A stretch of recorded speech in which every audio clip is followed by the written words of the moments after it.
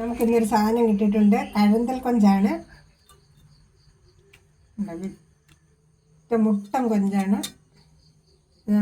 ഇപ്പം നമ്മൾ ഫ്രൈ ആക്കി കാണിക്കുന്നതായിരിക്കും. ആദ്യം നമുക്കിതൊന്ന് പൊളിച്ചെടുക്കാം.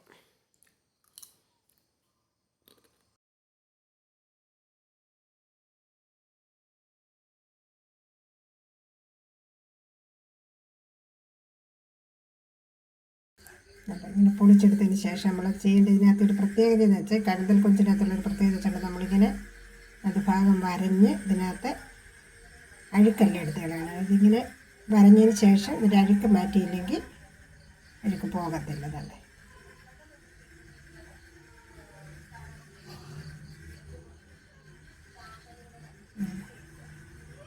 അങ്ങനെയാണ് ഇത് വൃത്തിയാക്കി. ഇതെല്ലാം വൃത്തിയാക്കി നിങ്ങളിത് ഫ്രൈ ആക്കി കാണിക്കുന്നതായിരിക്കും. എല്ലാം വൃത്തിയാക്കി എടുത്തിട്ടുണ്ട്. ഇനി അതിനുള്ള ചേരുവകളെല്ലാം നമുക്ക് ചേർത്ത് കൊടുക്കാം. ആദ്യം നമുക്ക് മുളക് പൊടി ഇട്ടാൽ ഉണ്ട്.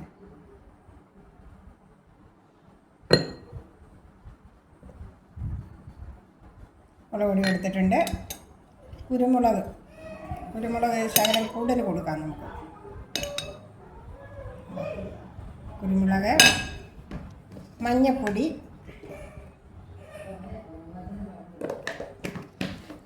ആവശ്യത്തിനുള്ള ഉപ്പും കൂടി കൊടുക്കാം.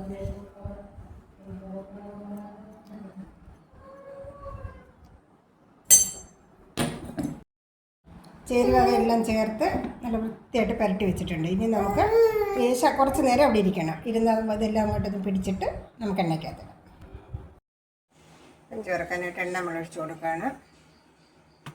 ആവശ്യത്തിനുള്ള എണ്ണ ഒഴിച്ചിട്ടുണ്ട്. എണ്ണയൊക്കെ ചൂടായിട്ടുണ്ട്. നമുക്ക് ഇനി ഇതിലോട്ട് പറക്കിട്ട് കൊടുക്കാം.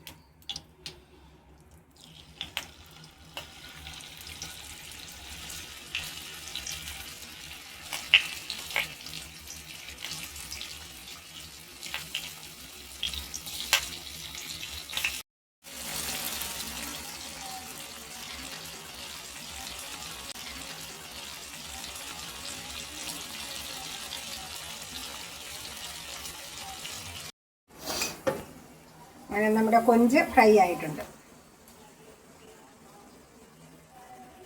ഇങ്ങനെ കൊഞ്ച് ഫ്രൈ നമ്മളൊരു പാത്രത്തിലോട്ട് മാറ്റിയിട്ടുണ്ട്.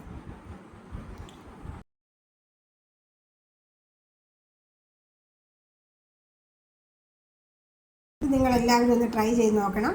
ഇന്നത്തെ റെസിപ്പി ഇഷ്ടപ്പെട്ടിട്ടുണ്ടെങ്കിൽ ലൈക്ക് ചെയ്യാനും സബ്സ്ക്രൈബ് ചെയ്യാനും മറക്കരുത്.